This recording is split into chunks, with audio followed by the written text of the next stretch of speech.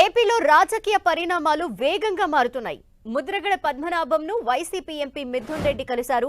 కిర్లంపూడిలోని ఆయన నివాసానికి వెళ్లిన మిథున్ రెడ్డి ముద్రగడను వైసీపీలోకి ఆహ్వానించారు.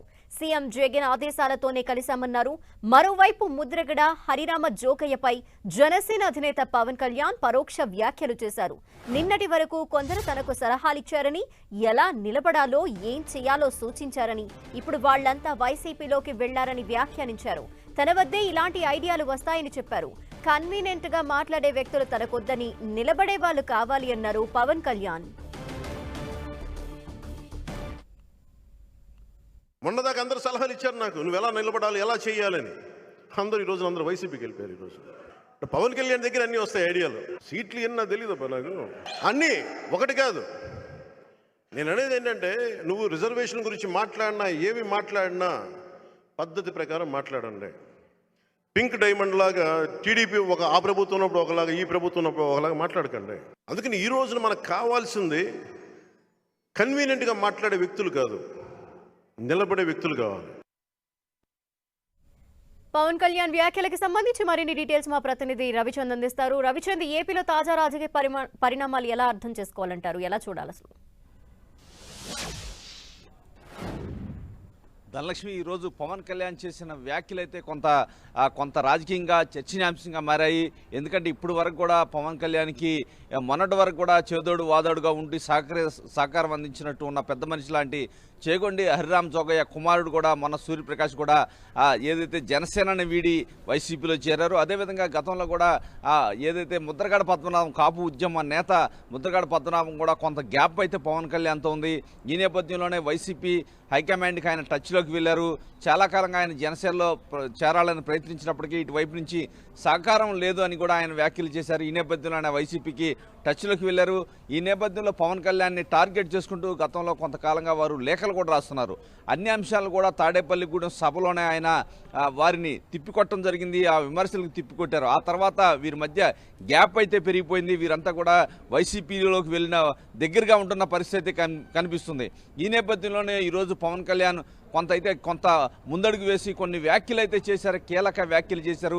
చాలామంది పెద్ద మనుషులుగా ఉండి నాకు సలహాలు ఇస్తున్నారు, కానీ అవి వారైతే ఆచరించట్లేదు. ఈ విధంగా తనని ఇబ్బంది పెట్టే విధంగా పలు వ్యాఖ్యలు చేస్తున్నారనే విధంగా కూడా పవన్ కళ్యాణ్ వ్యాఖ్యలు చేశారు. ముఖ్యంగా ఆయన ఏదైతే ప్రధానమంత్రితోనే తనకి సన్నిహిత సంబంధాలు ఉన్నాయి, అయినా కూడా ఎక్కడా రాజీ పడకుండా వైజాగ్ ఉక్కు విషయంలో తన వ్యాఖ్యలు చేశానని, తాను పోరాటం చేశానని కూడా చెప్పుకొచ్చారు. అదేవిధంగా కొన్ని అంశాలు గతంలో తెలుగుదేశం ప్రభుత్వంలో ఉన్నప్పుడు రమణ దీక్షితులు ఏదైతే పింక్ డైమండ్ వ్యవహారాన్ని లేవనెత్తు విమర్శలు చేసేవారు, కానీ వైసీపీ ప్రభుత్వంలోకి వచ్చాక ఆయన ఎందుకు మాట్లాడలేదు, గతంలో కొంతమంది పెద్ద మనుషులు ఇటువంటి వ్యవహారాలు చేస్తూ ఉన్నారనే విధంగా కూడా ఆయన వ్యాఖ్యలు చేశారు. ఏదైతే కాపులకు సంబంధించిన రిజర్వేషన్ వ్యవహారాన్ని కూడా ఆయన ప్రస్తావించారు. రిజర్వేషన్ కావాలన్నప్పుడు అడిగే పద్ధతుల ప్రకారం ఏదైనా సరే సమస్య ఉన్నప్పుడు ఒక పద్ధతి ప్రకారం పోవాల్సి ఉంటుంది. కొంతమంది తనని తప్పుపట్టే విధంగా వ్యవహారాలు చేస్తున్నారు. సీట్ల గురించి కూడా కొన్ని కామెంట్స్ చేస్తున్నారు. నాకు తెలియదా ఎన్ని సీట్లు తీసుకోవాలి, పొత్తులో భాగంగానే వ్యాఖ్యలు కూడా పవన్ కళ్యాణ్ చేశారు. అన్యాపదేశంగా ఏదైతే వీరిద్దరినే టార్గెట్ చేశారని కూడా మనకి అర్థమవుతూ ఉంది. ఏదైతే ముద్రగడ పద్మనాభం కావచ్చు, చేగొండి హరిరామ జోగయ్య, వీరిద్దరు కూడా వైసీపీలోకి వెళ్ళిపోయారు. ఇప్పుడు వరకు తనకు సలహాలు ఇచ్చి తనకు అవి ఇవి చేయాలని తనని చెప్పిన నేతలిద్దరు కూడా వైసీపీలోకి చేరారు. ఇప్పుడు వారి పరిస్థితి ఏంటో అర్థమైంది కదా అనే విధంగా కూడా ఆయన కార్యకర్తలకు చెప్పిన పరిస్థితి అయితే మనం గమనిస్తున్నాం. ఏది ఏమైనా వారిద్దరికి మాత్రం కొంత కౌంటర్ ఇచ్చారని చెప్పుకోవచ్చు. ఏదైనా ఇప్పుడు వరకు కూడా చేగొండి హరిరామ జోగయ్య సీట్ల విషయంలో టీడీపీ జనసేన పొత్తుల విషయంలో కూడా తన అసంతృప్తిని వ్యక్తం చేశారు. కాపులకు 24 సీట్లతో ఏ విధంగా సంతృప్తి పడతారంటూ పవన్ కళ్యాణ్ని టార్గెట్ చేశారు. అదేవిధంగా ముద్రగడ పద్మనాభం కూడా పవన్ కళ్యాణ్ని టార్గెట్ చేస్తూ కొన్ని లేఖలు రాశారు. ఇవన్నీ కూడా పవన్కి కొంత ఇబ్బందికర పరిస్థితిని కల్పించాయని చెప్పుకోవచ్చు. వీటన్నిటికీ కూడా పవన్ కళ్యాణ్ తాడేపల్లిగూడెం సభలోనే కొంతవరకు సమాధానం చెప్పారు. కానీ ఇప్పుడు మాత్రం పూర్తిగా ఏదైతే కార్యకర్తలు ఆర్ఎన్ శ్రీనివాస్ చిత్తూరు ఎమ్మెల్యే ఏదైతే పవన్ కళ్యాణ్ సమక్షంలో జనసేనలో చేరారు, ఈ సందర్భంలోనే ఈ వ్యాఖ్యలు అయితే చేశారు. భారీ ఎత్తున కార్యకర్తల సమక్షంలోనే వారిద్దరిని టార్గెట్ చేస్తూ ఈ వ్యాఖ్యలు కొంత రాజకీయంగా చర్చనీయాంశంగా మారాయి. Dhanalakshmi, thank you Ravichand. ఇక ముద్రగడ్ని ఎంపీ మిథున్ రెడ్డి కలిశారు. పార్టీలోకి ఆహ్వానించినట్టు తెలుస్తోంది. ఆయన రియాక్షన్ ఏంటో మరిన్ని డీటెయిల్స్ అందించేందుకు మా ప్రతినిధి సతీష్ సిద్ధంగా ఉన్నారు. సతీష్, ముద్రగడ ఆలోచన ఏంటి? తాజా అప్డేట్స్ ఏ విధంగా ఉన్నాయి?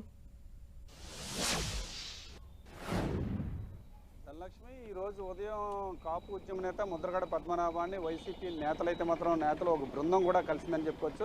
అయితే ఉభయ గోదావరి జిల్లాలకు సంబంధించి కోఆర్డినేటర్గా ఉన్న మిథున్ రెడ్డితో పాటు కొంతమంది వైసీపీ జిల్లాకు సంబంధించిన వైసీపీ నేతలందరూ కూడా జిల్లా అధ్యక్షుడు కన్నబాబు, అదేవిధంగా కాకినాడ సిటీ ఎమ్మెల్యే దోనపూడి చంద్రశేఖర్తో పాటు పలువురు అయితే మాత్రం ముద్రగడ పద్మనాభాన్ని అయితే కలిసి సీఎం జగన్మోహన్ రెడ్డి ఆదేశాల మేరకు అయితే పార్టీలోకి సాదరంగా కూడా ఆహ్వానించిన పరిస్థితి కూడా ఇక్కడ నెలకొందని చెప్పుకోవచ్చు. అయితే వాళ్ళ ఆహ్వానాన్ని అయితే మాత్రం కాపు ఉద్యమ నేత ముద్రగడ పద్మనాభం సానుకూలంగా తీసుకున్నారు. తమ నిర్ణయాన్ని కూడా 2-3 రోజుల్లో కూడా ప్రకటిస్తానని కూడా చెప్పినట్లయితే మాత్రం మిథున్ రెడ్డి కూడా వెల్లడించడం జరిగింది. అయితే దీనికి సంబంధించి కొన్ని వార్తలు అయితే వస్తున్నాయి. అంటే వాళ్ళకి వైసీపీ అధిష్టానం కావచ్చు, లేకపోతే వైసీపీ పార్టీ కాల్స్ ఆఫర్లు చేసి అని చెప్తున్నారు. అవి ఏమీ వాస్తవం కాదు. ఎటువంటి ఆఫర్లు కానీ ఎటువంటి హామీలు లేకుండా కేవలం స్వచ్ఛందంగానే ముద్రగడ పద్మనాభం అయితే మాత్రం పార్టీలో చేరేందుకు సుముఖంగా ఉన్నారని కూడా మిథున్ రెడ్డి అయితే మాత్రం చెప్పారు. ఏదేమైనప్పటికీ అంటే ప్రస్తుతం అయితే మాత్రం అమావాస్య ఉన్న నేపథ్యంలో అమావాస్య వెళ్ళిన తర్వాత తమ అభిప్రాయాన్ని అయితే మాత్రం వెల్లడిస్తామని చెప్పి ముద్రగడ తమ అనుచరులతో కూడా చెప్పిన పరిస్థితి ఉంది. ఇదే నేపథ్యంలో మరొక వారం రోజుల లోపులోనే సీఎం జగన్మోహన్ రెడ్డి సమక్షంలో కూడా ముద్రగడ పద్మనాభం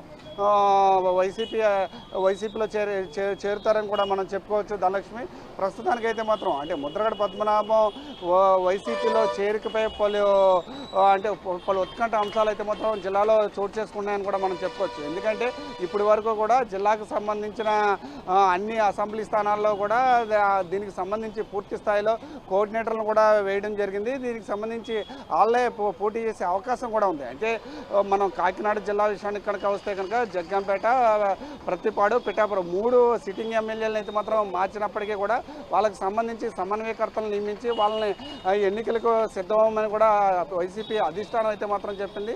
అయితే ముద్రగడ పద్మనాభం ప్రత్యక్ష ఎన్నికల్లో కనుక వస్తే కనుక ఏ స్థానం నుంచి పోటీ చేస్తారు అనే ఉత్కంఠ ఇటు వైసీపీ నేతల్లో కూడా కొనసాగుతుందని కూడా మనం చెప్పుకోవచ్చు. ధనలక్ష్మి, అయితే పిఠాపురం నుంచి పోటీ చేస్తారా, లేక పత్తిపాడు నుంచి పోటీ చేస్తారా, లేకపోతే పెద్దాపురం నుంచి, ఈ 3 స్థానాల నుంచి స్థానం నుంచి అయితే మాత్రం ముద్రగడ కావచ్చు, లేకపోతే ముద్రగడ కుటుంబ సభ్యులైన తన తనయుడు గిరి కూడా పోటీ చేసే అవకాశం కూడా ఉంది. ఈ నేపథ్యంలోనే ఇటు జిల్లాకు సంబంధించిన నేతల్లో కూడా ఒక ఉత్కంఠభరితమైన వాతావరణం అయితే మాత్రం కొనసాగుతుందని కూడా మనం చెప్పుకోవచ్చు. ధనలక్ష్మి, ఏదేమైనప్పటికీ కూడా ప్రస్తుతానికైతే మాత్రం ఇటు అధికార వైసీపీ పార్టీ మాత్రం వ్యూహాత్మకంగా ఇటు ముద్రగడను కావచ్చు, లేకపోతే అటు హరిరామ జోగయ్యని కావచ్చు, వీళ్ళందరినీ కూడా కలుపుకొని కాపు సామాజిక వర్గాన్ని అందరినీ కూడా ఒక తాటి మీద తీసుకొచ్చేందుకు ప్రయత్నాలు అయితే మాత్రం చేస్తుందని చెప్పుకోవచ్చు. ఏదేమైనప్పటికీ అంటే ముద్రగడ పద్మనాభాన్ని ప్రత్యక్ష రాజకీయాల్లో ఉంటారా, లేకపోతే పరోక్ష రాజకీయాల్లో ఉంటూ రాష్ట్ర వ్యాప్తంగా కూడా ముద్రగడ ప్రచారంలో వాడుకుంటారా అనేది మాత్రం వేచి చూడాల్సిన అంశంగా చెప్పుకోవచ్చు. అయితే మిథున్ రెడ్డి అయితే మాత్రం